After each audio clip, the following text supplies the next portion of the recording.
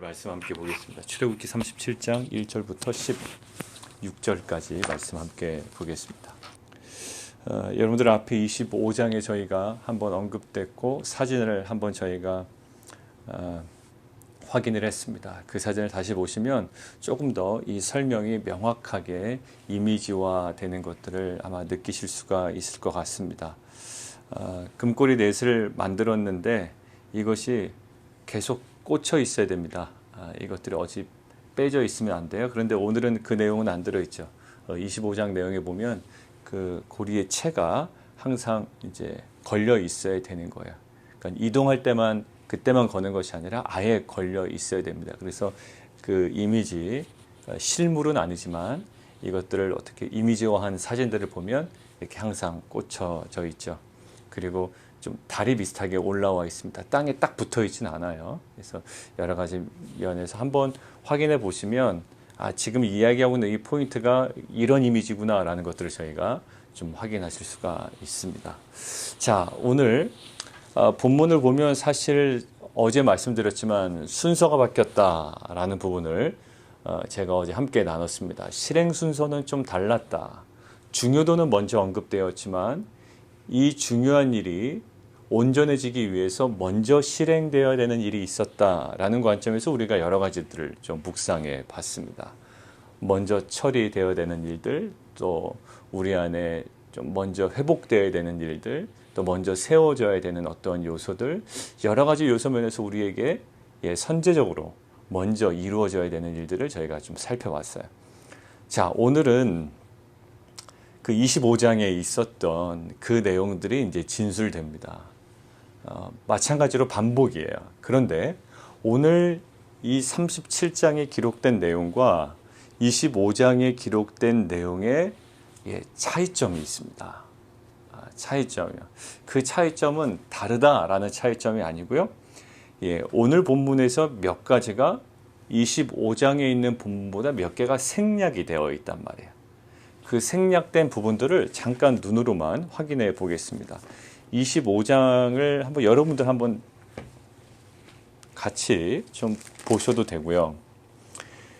25장 15절에 보면 궤를 나르는 채를 두는 위치에 대해서 25장은 설명합니다. 제가 아까 말씀드린 대로 채를 궤 고리에 꿰인 채로 두고 빼내지 말라라고 되어 있거든요. 근데 그 부분은 설명되어 있지 않아요.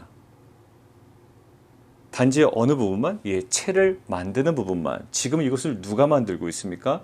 1절에 있는 부살렐이 직접 모든 것들을 다 만들진 않을 거예요. 부살렐이 리더가 되어서 이 지금 증거계 속죄소 관련된 이것들을 지금 진두지휘하고 제작에 참여합니다.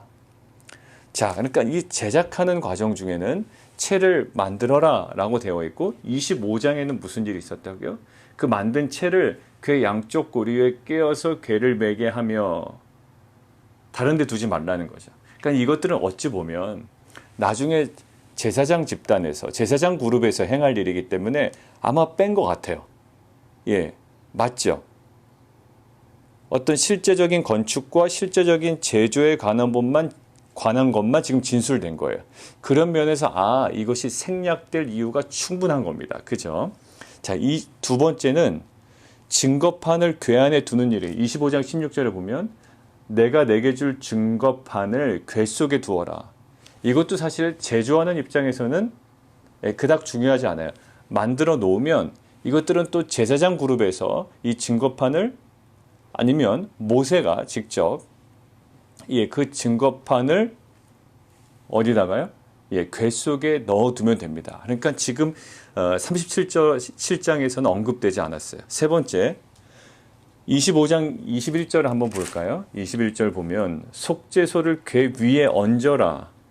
그리고 내가 내게 줄 증거판을 궤 속에 넣어라. 그러니까 속죄소와 증거판의 위치가 자세하게 설명되어 있는데 지금 37장에는 기록되어 있지 않아요. 이것도 아까 동일선상에서 마찬가지입니다. 자, 네 번째요. 25장 22절인데 어제 저희가 함께 잠깐 본 겁니다. 25장 22절에 거기서 내가 너와 만나고 속죄소 위 곧 증거궤에 있는 두 그룹 사이에서 내가 이스라엘 자손을 위하여 내게 명령할 모든 일을 내게 이르리라. 그러니까 그 속죄소의 그 장소의 의미에 대해서 25장은 자세하게 진술이 되어 있어요. 모세에게 말씀하신 겁니다. 이 두 그룹 사이에서부터 이스라엘 자손을 위하여 이 모든 일을 내가 이야기할 거야. 그러니까 그러한 하나님의 약속이 있었죠. 그러니까 그 이 장소가 어떤 의미인지가 25장에 언급되어 있는데 37장에는 그 장소의 의미가 어떠한 의미가 있는지가 지금 생략되어 있습니다. 결국 이것은 철저하게 실제적인 건축과 제조에 관한 것만 진술되었어요. 누가 했다? 부살렐과 또 돕는 동역자들을 통하여. 다섯 번째 마지막인데요. 25장 30절에 보면 진설병을 상위에 두는 일이 기록되어 있어요. 그런데 오늘은 진설병을 상위에 둔다라는 어떤 내용이 없죠. 아주 철저하게 실제적인 제조에 관한 것만 딱 기록이 되어 있습니다. 분량으로 따지면 오히려 37장이 분량이 더 적습니다. 그러한 이유로. 자, 이것들을 묵상해 본 거예요. 실제적인 건축, 실제적인 제조에 관한 것만 37장에 기록이 되어 있어요. 그리고 그 누가 부살렐이 그 일을 감당하고 있고 아마 부살렐이 진두지휘해서 아마 다른 동역자들이 함께 일을 했을 거예요. 자, 여기서 이제 좀 묵상을 하다가 그렇다면 그리고 그렇다고 해서 부살렐에게 하나님께서 모세에게 말씀하신 제조, 건축에 관한 부분만 전달했을까라는 거예요. 지금 여기 눈에 보이지 않는 것은 이 장소의 의미가 무엇인지, 여기에 무엇이 위치해야 되는지, 어떤 그 관계, 의미, 이것들이 하나도 설명되어 있지 않거든요. 단순히 만들고 제조하는 모습만 나타나요. 그렇다고 해서 부살렐에게 모세가 너는 그냥 이런 식으로만 만들어, 다른 거 물어보지 말고 이런 식으로 접근하진 않았을 거야. 왜 그러냐면 우리가 출애굽기 31장에 보면 그것이 나와 있습니다. 여호와께서 모세에게 말씀하여 이르시되 내가 누구를 부른다? 부살렐을 부른다. 그래서 하나님의 영을 그에게 충만하게 한다. 지혜와 지식과 총명과 여러 가지 재주로 정교한 일을 뭐하게 한다? 연구하게 하겠다. 그래서 금과 은과 노스로 만들게 하겠다. 결국 그때 우리 함께 묵상한 것은 부살렐과 오홀리압과 모세는 이것들을 설계도에 관한 내용을 서로 주고받을 때에 자주 만났을 거다라는 것들을 묵상했죠. 무엇에 관해? 하나님께서 의도하신 게 뭘까? 모세, 이것이 어떤 장소입니까? 하나님께서 이곳에 나중에 임재하셔서 이스라엘 백성의 모든 일을 말씀하실 장소야. 그렇군요. 그러면서 이 모든 것들을 고안하고 정교한 일을 연구하고 함께 묵상하며 하나님의 의도를 그대로 드러내려고 굉장히 애썼을 거라고요. 그러니까 지금 어떻게 실행 단계에 있어서 건축과 제조에 관한 것만 지금 턱하니 지금 진술되어 있지만 사실 이 안에 부살렐이 감당하기 위해서 모든 것들이 이미 준비되어 있었다는 거예요. 아마 나중에 그곳이 어떤 장소가 되는지 지금 속죄소를 만들지 않습니까? 하나님께서 나중에 그 사이에서 두 그룹 사이에서 이스라엘 자손을 위하여 모든 일을 말씀하실 장소. 그리고 속죄소가 시은좌라고 보통 이야기하잖아요. 은혜가 베풀어지는 자리. 그래서 이스라엘 백성의 모든 죄를 덮어주시는 그 은혜의 장소가 될 것임을 이미 부살렐은 알고 있었을 거예요. 단순히 부살렐은 규격에 맞는 어떤 물건을 만든 게 아니라 하나님께서 앞으로 그곳에 어떻게 역사하실 것인지를 아는 미래적 그림을 알고 있는 제조자였다는 거죠. 그러니까 부살렐이 여러 가지 일을 할 때 힘들 때도 있을 거고요. 굉장히 복잡한 일을 감당할 때는 또 때로는 인간인지라 포기하고 싶고 잠깐 멈추고 싶고 여러 가지 일들이 있었을 거예요, 상황들이. 그러나 부살렐이 출애굽기에 보면 그런 뉘앙스는 전혀 보이지 않아요. 끊임없이 꾸준히 이 기간 내에 이 모든 것들을 차분하게 하나하나 다 완성해 갈 수 있었던 그 동력이 과연 무엇이었던가. 그것은 단순히 설계도가 완벽했다라는 것이 아니라 결국 부살렐 마음에 하나님께서 모세에게 주셨던 성막의 의미와 중요성과 앞으로 이곳이 어떠한 장소가 될 것인지라는 그 미래적 그림이 누구에게 있었다? 예, 부살렐에게 있었다라는 거예요. 그러니까 우리가 단순히 지금은 설계대로 정말 빠짐없이 빈틈없이 철저하게 만들었다라는 게 아니라 이렇게 철저하게 순종하고 만들 수 있었던 가장 큰 동력이 뭐였을까요? 그게 바로 미래적 그림이 분명히 있다는 거예요. 하나님께서 이곳에 나타나실 거야. 아마 여기서 뭐라고 하죠? 예, 순금으로 쌓아. 2절. 순금으로 안팎 쌓는다. 그냥 아무 설명 없이 순금으로 쌓아 그러면 아유 뭐 이렇게 순금으로 쌓아? 라고 할 수 있죠. 그런데 이것이 어떤 장소며 어떤 의미가 있는 것인지를 아는 자는 순금을 다룰 때도 정말로 정제되고 그리고 불순물이 끼지 않는 정말로 순도 높은 금을 사용할 거라고요.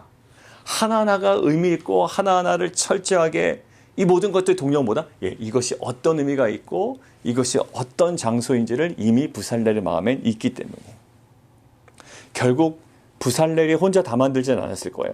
부살렐을 포함한 이 모든 사람들이 또 주변에 있는 기술자들이 함께 만들었을 겁니다. 근데 그 사람들의 동역에 어떤 잡음이 일어나는 것들은 보이지 않거든요. 왜냐하면 광야에서의 잡음은 항상 기록이 되어 있습니다. 물론 그렇다고 하나도 잡음이 없었다는 것은 아니지만 그 동역에 이렇게 잡음이 느껴지지가 않아요. 근데 결국 이것은 설계도가 완벽했기 때문에 물론 맞습니다. 그러나 그보다 더 큰 이유는 이 법궤가, 이 증거궤가, 그리고 이 속죄소가, 이 진설병상이 어떤 의미가 있는지, 무엇을 나타내는지 이것들을 명확하게 드러냈기 때문에. 진설병상은 뭘까요?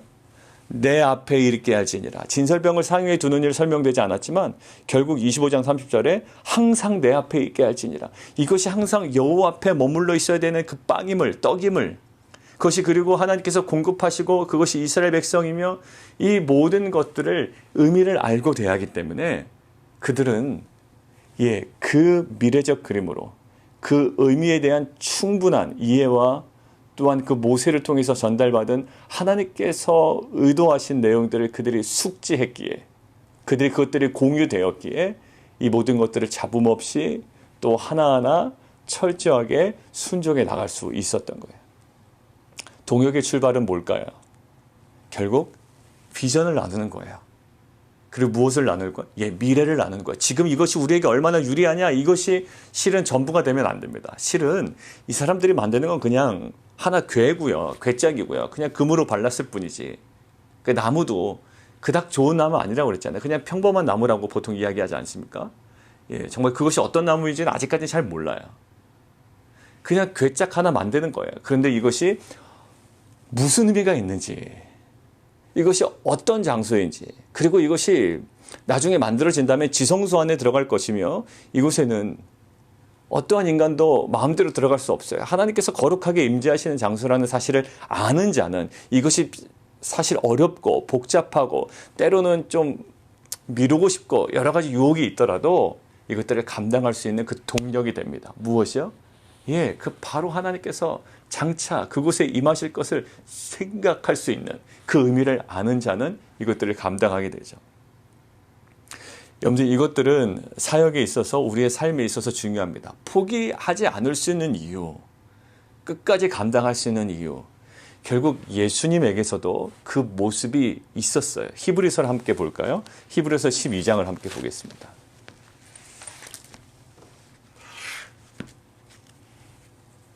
히브리서 12장 2절에 이렇게 나와 있습니다. 히브리서 12장 2절.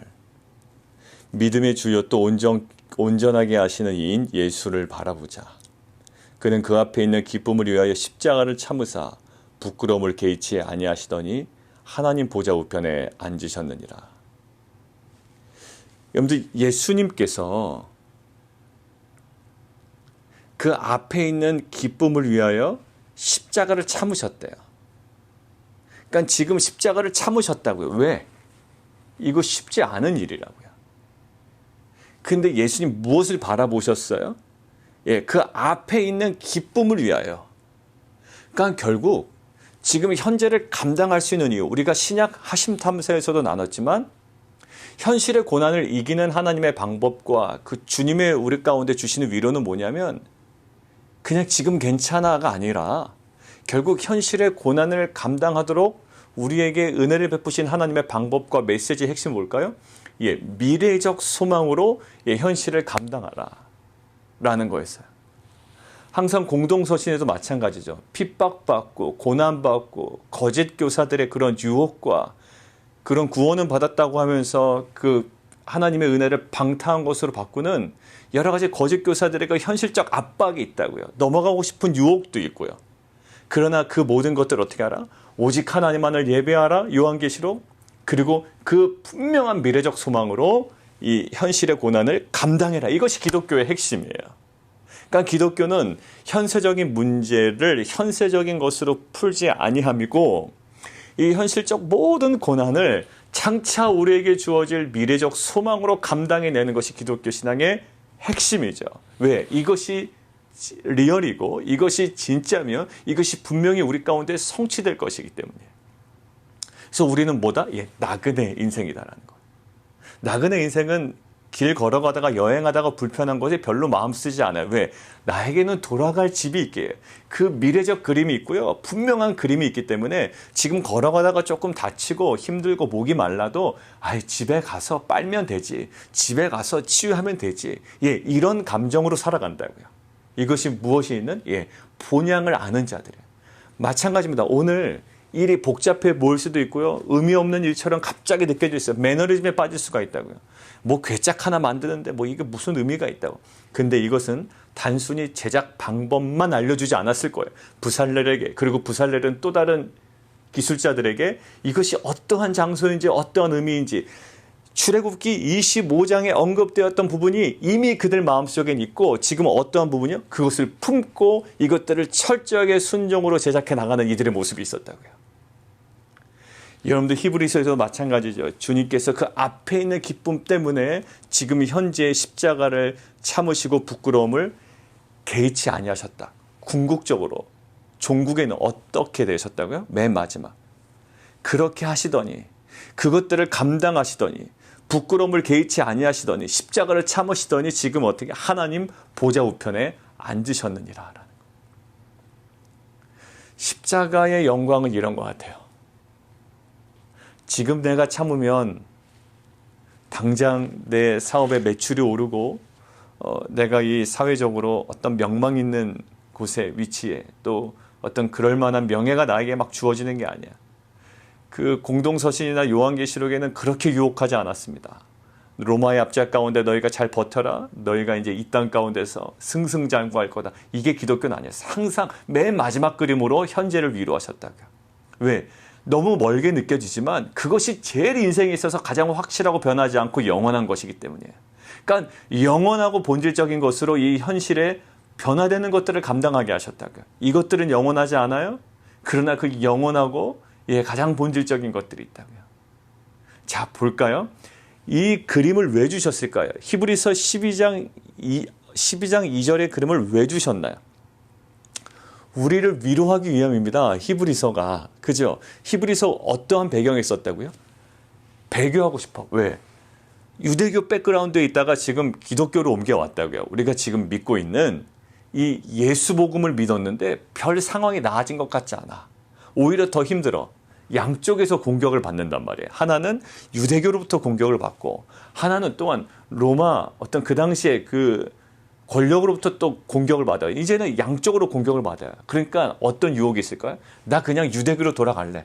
야, 이거 오히려 예수 믿으니 뭐 좋은 거 하나도 없잖아. 야, 뭘 믿으라고 하는 거야? 라는 마음이 있다고요. 그때 히브리서는 그 구약에 있었던 너희가 그렇게 따라갔던 모세, 너희가 그렇게 중요시 여겼던 그 천사, 그리고 너희가 이렇게 가치 있게 했던 그 대제사장, 그것보다 훨씬 더 뛰어나신 예수 그리스도의 사역과 예수 그리스도의 품성과 예수 그리스도의 그 절대성을 지금 히브리서는 강조하면서 돌아가면 안 되지라고 하는 거야. 자, 그러면서 너희가 어려움 당하는 거 알아. 근데 예수님도 이러셨어 라고 하면서 자, 12장 표제가 뭡니까? 주께서 주시는 징계라는 거야. 우리는 징계를 받으면 기분 나쁘죠. 하나님 말씀이 실은 나를 찌르는 말씀이 와도 기분이 나쁠 정도인데 내가 왜 이렇게 불편해야 돼? 이런 마음이 들 정도인데요. 자, 그런데 보세요. 8절부터 보겠습니다. 징계는 다 받는 것이다 라는 거예요. 막 징계 때문에 불편한 거예요. 왜 이걸 내가 당해야 돼? 자, 너희에게 없으면 사생자의 친아들이 아니다 라는 거고요. 우리의 육신의 아버지가 우리를 징계하여도 너희가 공경하잖아. 그 징계가 의미가 무엇인지를 알잖아. 하물며 우리의 영의 아버지께서 더욱 복종하며 살려 하지 않겠느냐. 모든 영의 아버지께 더욱 복종하며 살려 하지 않겠느냐. 징계를 받으면. 근데 오히려 거꾸로 가죠. 자, 10절. 그들은 잠시 자기의 뜻대로 우리를 징계하였거니와 오직 하나님은 우리의 유익을 위하여 그의 거룩하심에 참여하게 하시느니라. 자, 지금 어디에 눈을 뜨게 하나요? 지금 본문이. 그 징계 지금 당하는 어려움에 주목하지 않게 한단 말이에요. 히브리서 저자는. 야, 그거 얼마나 어렵냐, 얼마나 힘드냐, 원래 그러려고 예수 믿은 게 아닌데, 이게 아니라, 야, 징계의 의미가 뭔지 알아? 라는 거예요. 무엇을 알려줘요? 그 징계가 담고 있는 하나님의 의도, 의미를 정확하게 알려주려고 지금 애쓰고 있는 거예요.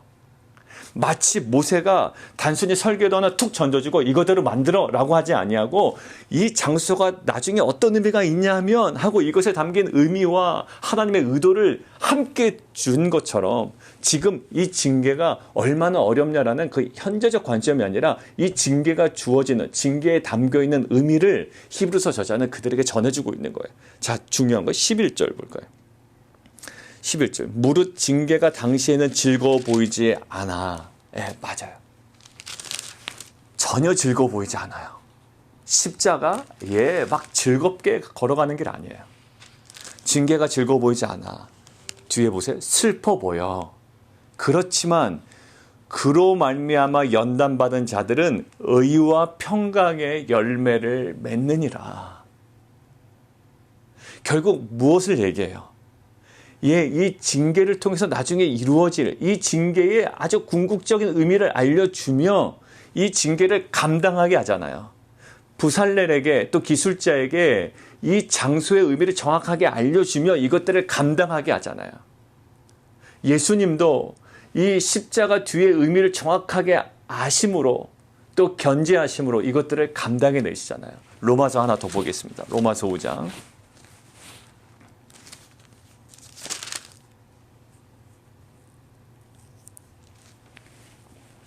로마서 5장 3절 보겠습니다. 다만 이뿐 아니라 우리가 환난 중에도 즐거워하나니. 여러분들 환난 중에 어떻게 즐거워해요? 근데 환난이 주는 무엇을 설명한다?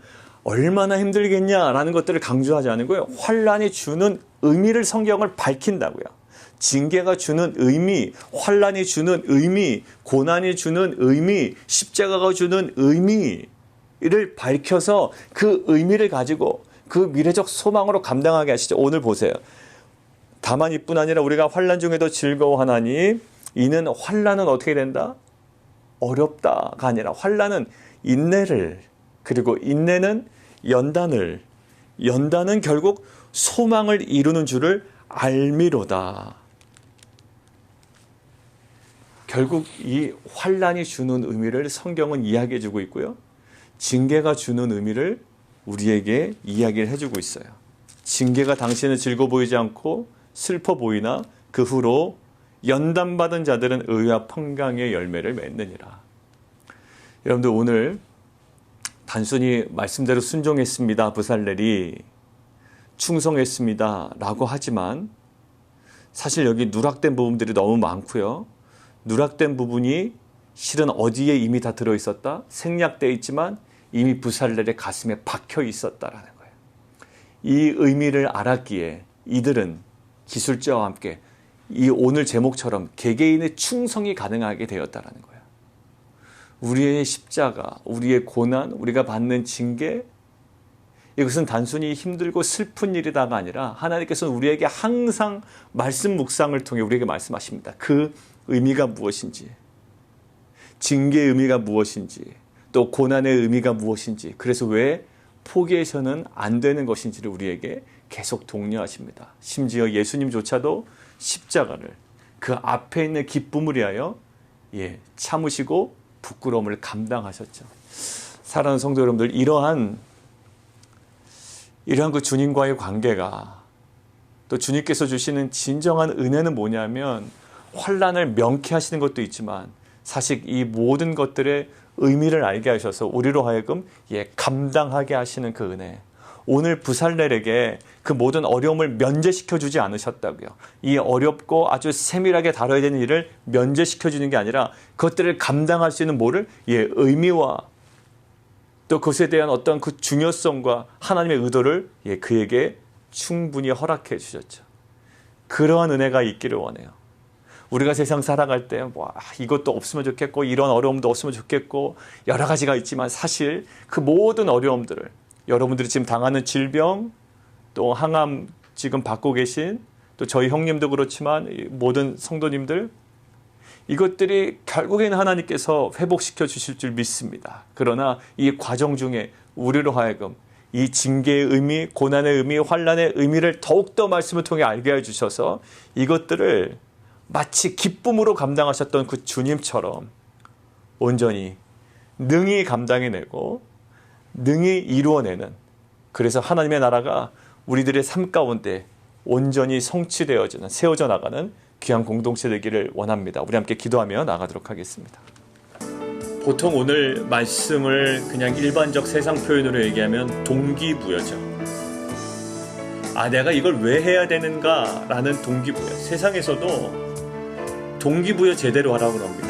그것이 안 되면 비전 함께 이뤄갈 수 없어요. 정확한 동기부여예요. 근데 하나님께서는 아주 필요한, 아주 적절한 동기부여를 하십니다. 이것이 어떤 장소가 있고 어떤 의미가 있는 것인지 모세에게 말씀하셨고, 아마 이 모세는 부살렐과 기술자에게 이것들이 전달이 되었을 거예요. 오늘 37장에는 생략이 되었지만 이미 이것들은 그들에게 잘 전달되었을 것이고, 이것들을 아는 자는 조금 어렵고 또 어떤 상황에 있을지라도 이것들을 아주 충실하게 하나하나 온전히 감당이 됐습니다. 징계의 의미에 대해서 또 말씀하셨어요. 이 징계는 우리에게 어려워 보일 수가 있고 즐거워 보이지 않고 슬퍼 보입니다. 그러나 후에 그로 말미암아 연단받은 자들은 의와 평강의 열매를 맺느니라. 맺었다가 아니에요. 맺을 거야. 그러니 징계 잘 감당하렴이라고 독려하는 거죠. 그러니까 그 징계의 의미를 알려주고요, 로마서에는 환난의 의미를 알려주시는 거예요. 하나님께서 주님께 뭐 알려주셨죠? 십자가의 의미를 알려주셨어요. 우리는 그것들을 알고 걸어가는 자입니다. 그리고 그 영광스러움을 알기에 이것들을 감당할 수 있는 공동체가 될 줄 믿습니다.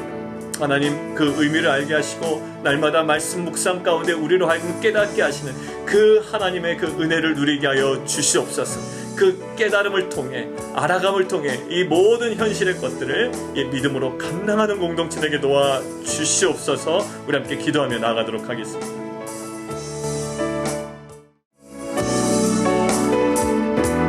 우리 함께 좀 기도하도록 할까요? 실제로 보면 사역이 없으면, 또 사역이 없다고 불평하다가도 사역이 생기면 사역이 너무 많아서 번아웃 된다라고 불평할 때가 있어요. 실은 어느 장단에 맞춰야 될지 모를 때가 있습니다. 제 자신도 그래요. 없으면 없을 때 불평하고, 또 있으면 또 많다고 불평하고. 근데 사실 그것의 의미를 정확하게 알면 사실 불평거리는 안 되는 거예요. 우리 안에 그 어떠한 이것들이 갑자기 광야에 나와서 이것들을 만들어야 되지 않습니까? 근데 사실 광야에서 많은 불평들이 쏟아져 나오고 성경 기록되고 있어요. 그런데 여기서 완전히 몰입해서 어떻게 보면 이 짧은 시간에 이것들을 잘 감당해내는 거예요. 무엇일까요? 분명한 의미를 알았어요.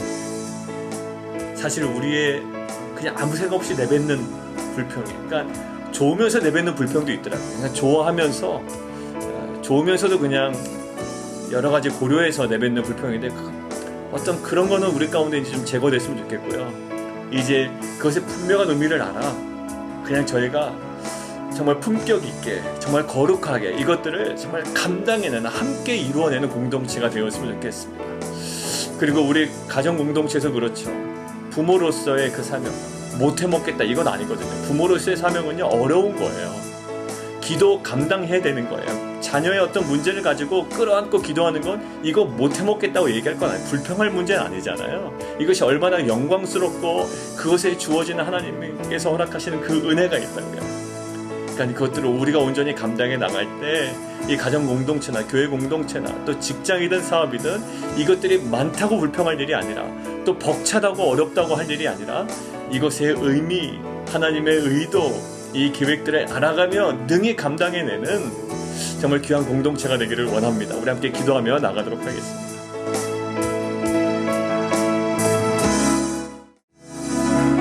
우리 함께 또 기도하겠습니다. 우리 내일 주일 예배를 위해서 함께 기도해 주시고요. 우리 다음 주 월요일 날부터 시작되는 우리 칠드런 여름 캠프 위해서 좀 기도해 주시면 좋겠습니다. 그리고 진행되고 있는 우리 공동체 읽기, 우리 구원신앙 이제 중반부를 지나가고 있는데 이제 하나님께 남은 여정 속에 하나님께서 우리에게 허락하시는 구원신앙의 그 역동성을 우리에게 허락하여 주옵소서. 그리고 우리 18일에 있는 우리 새가족 우리 그 만남의 시간이 있습니다. 예배 직후에 지금 한 6가정 정도 될 것 같아요. 위에서 함께 기도해 주시고 25일에 있는 우리 침례 일정 있습니다. 우리 8분 지금 어젯밤까지 이제 신청했는데 오늘까지 이제 마감하고 이제 준비를 해 나갈 예정입니다. 우리 침례 일정에 있어도 기도해 주시고 특별히 우리 한 가지 성도들 기도 제목 함께 기도할 때 우리 소영 집사님 어제 수술 잘 마쳤습니다. 계속 좀 업데이트를 해드렸는데 이제 지혈 좀 걱정을 많이 했는데 수혈도 받지 아니하고 잘 마무리될 수 있었습니다. 이제 회복되는 과정을 위해서 우리 함께 좀 기도해 주시면 좋겠습니다. 우리 함께 기도하며 나가도록 하겠습니다.